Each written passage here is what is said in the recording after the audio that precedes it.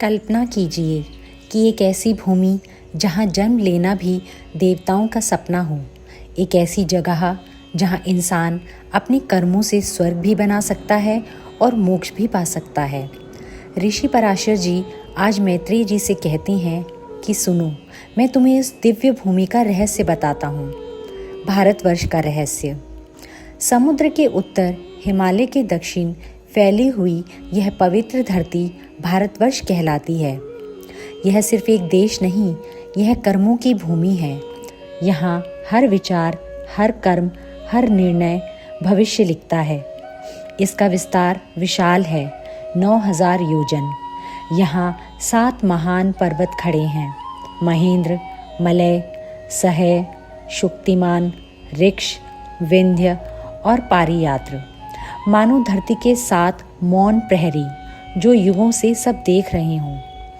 ऋषि कहते हैं, भारतवर्ष 9 भागों में विभाजित है: इंद्रद्वीप, कसेरु, ताम्रपर्ण, गभस्तिमान, नागद्वीप, सौम्य, गंधर्व, वारुण और समुद्र से घिरा 9वां द्वीप। उत्तर से दक्षिण तक फैली यह भूमि विविध लोगों से भरी है। पूर्व में किरात, पश्चिम में यवन और मध्य में धर्म के अनुसार जीवन जीते लोग। पर असली रहस्य अभी भी छिपा हुआ है। हिमालय से निकली पवित्र नदियाँ, शत्रदु, चंद्रभागा, विंध्य से बहती नर्मदा, सह्य पर्वत से गोदावरी, कृष्णवेणी, भीमरथी, मलय और महेंद्र से निकली अनगिनत धाराएं। इन नदियों के तटों पर बसते हैं अनेक जनपद: कुरु, पांचाल, कलिंग, मगध, सौराष्ट्र, कौशल। अलग नाम, अलग पहचान, मगर एक ही जीवन धारा से जुड़े हुए। हे मैत्रेय, सुनो, इस भारतवर्ष में ही 4 युग आते हैं: सतयुग, त्रेता, द्वापर और कलयुग। यही मुनि तप करते हैं, यही यज्ञ होते हैं, यही दान और धर्म से जीवन पवित्र बनता है।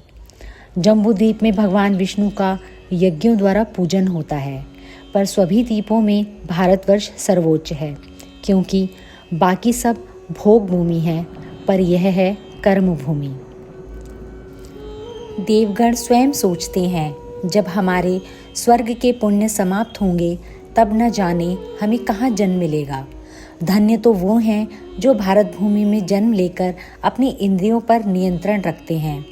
ऋषि पराशर जी अंत में कहते हैं, यह विशाल जम्बूद्वीप चारों ओर से खारे समुद्र से घिरा अपने भीतर अनगिनत रहस्य छिपाए हुए है। और अब एक प्रश्न आपके लिए, क्या हम सच में समझ पाए हैं कि भारत भूमि में जन्म लेना सिर्फ भाग्य नहीं, बल्कि अनगिनत जन्मों की साधना का फल है।